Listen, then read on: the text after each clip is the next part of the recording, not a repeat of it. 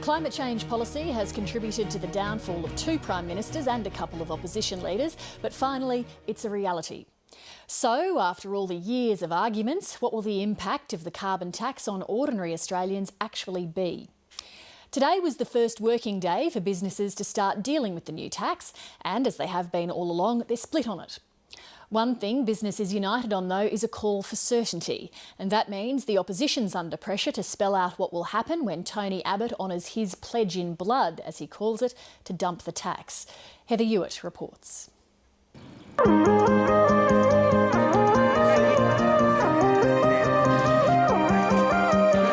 The reason for putting a price on carbon is because it's the right thing to do for our nation's future. My pledge in blood, as I've described it, with the Australian people is that there will be no carbon tax under a government I lead.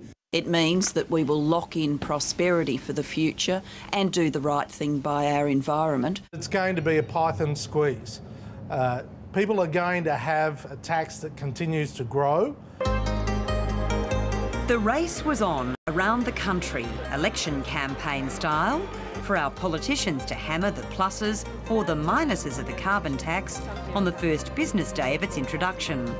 Though if we heed the advice of the Prime Minister, maybe we don't have to listen to them at all. This is the opportunity for Australians to judge for themselves, not based on what the politicians tell them. They don't have to listen to the politicians, they can make their own judgments. They won't have to listen to the pollies.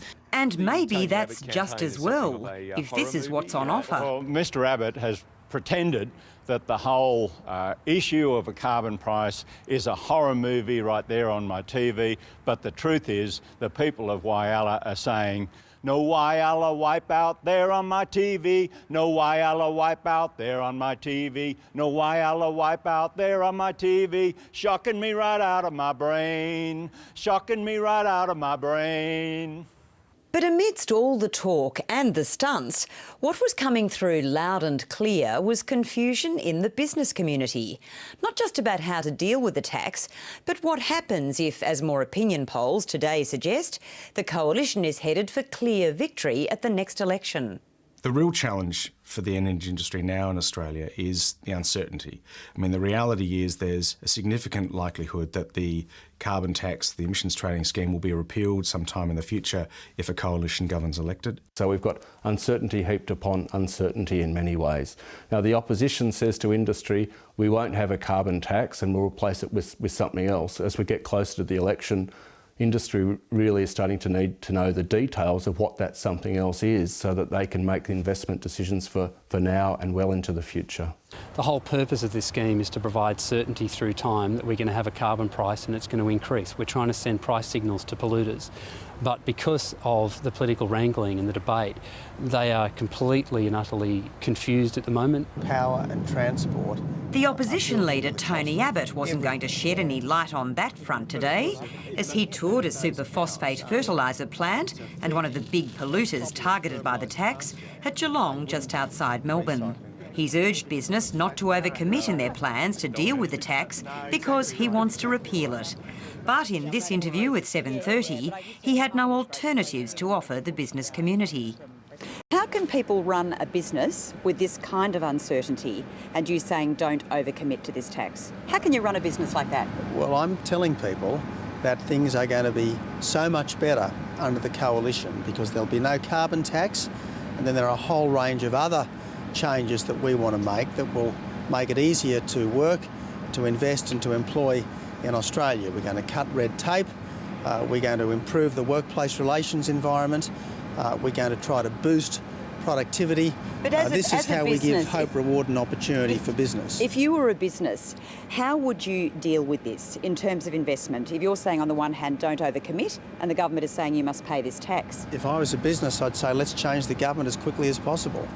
Are you asking business to basically take a gamble on the next election result, to plan according to the next election? No, I'm saying to business, if you want a secure future, you will get as secure a future as a government can give you under the coalition. It's a line that may not wash indefinitely with the business community in the lead up to the election that looks at least a year away. They want answers now and are becoming anxious about the opposition's lack of detail. This is a big question for industry of what comes next if we're not to have a carbon tax. What they'd like is some certainty around policy and policy direction more generally. We've heard a lot from the opposition about measures around soil and the like, and taking away the carbon tax. With industry, what they need to know is, well, what comes next? How will an opposition policy look? And this is impacting on investment decisions down the track. What concerns us is that we need some kind of stability. We need a long-term agreed vision for Australia so that whichever party is in office, whatever the politics plays out and the economy plays out over the next generation, we still stick to the plan that we've agreed to. And then we can invest with certainty. At the moment, we don't have that certainty, and that's creating real tensions for the industry over the next decade. Uncertainty too over what would become of Labor's compensation packages to business, and for low and middle income householders, what happens to those pension and family payment increases, plus this week's tax cuts? Will they go under an Abbott government, or do they stay? How much of the compensation they keep, we will announce in good time before the next election. Look, there'll be a tax cut without a carbon tax, and there'll be pension increases without a carbon tax under a coalition government. The precise quantum we will make clear in good time before the next election, and we will pay for it not with a carbon tax but with sustainable reductions in government spending. Don't hold your breath waiting for details on spending cuts either, until much closer to the election. And to discuss the immediate impact of the carbon tax, I was joined earlier by the Treasurer, Wayne Swan. Treasurer, how much does it worry you that from now on, rightly or wrongly, Australians may blame all cost of living pressures on the carbon tax? Well, Lee, the most important thing is to get the policy right, and I believe we've got the policy settings right. The fact is that in the 21st century, to be a first-rate developed economy, you've got to be substantially powered by renewable energy and more energy-efficient practices. We also understand the impact of dangerous climate change, not just on the environment, but also on our economy. So I think we've got the framework right with carbon pricing, a market-based system which is the most efficient and least cost. But of course, there is an impact on costs overall, and there's been this scare campaign run by the Liberal Party, which has really defied reality. But we will deal with that in the debate in the days, weeks and months ahead. Well, how are you going to do that? Because one of the issues for you so far has been that people don't seem to understand how the carbon tax is going to work or believe that they will be adequately compensated. Why has Labor had such a difficult time selling this policy and explaining it? Well, I think first and foremost, all of those claims that have been made by Mr Abbott, all of the lies, if you like, have now been mugged by reality. And their extreme statements will have less credibility day by day, week by week. The fact is that the impact on inflation is 0.7%, less than 1 cent in the dollar. But if you go around and listen to what Mr Abbott has been saying, wheat bix, for example, won't be affordable. People won't be able to afford breakfast. The cost of a lamb roast will go to $100. Those things are patently absurd and are being revealed as being patently absurd and nothing more than a scare campaign from the Liberal Party and their allies. But you went to Woolies on Friday and bought 11 groceries, and then you went back on Sunday to show that there was no price difference there. But if you go to a mum and dad corner store in 12 months' time and you buy the same 11 groceries, they will be more expensive, won't they? Yeah, sure, there will be an increase in price, and there will be a small or modest impact in that price from carbon pricing. You see, this is a really fundamental economic and environmental reform which goes to the core of our future prosperity, and he's just been playing the most crude political game with it, and I think that'll become more evident over time. You say it's a fundamental reform, but I go back to my original point. Isn't it, likely that every time somebody thinks, wow, that's pretty expensive for a sandwich, or geez, that plumbing quote seems a bit over the top, they're going to look for the easiest thing to blame, and that's going to be Julia Gillard?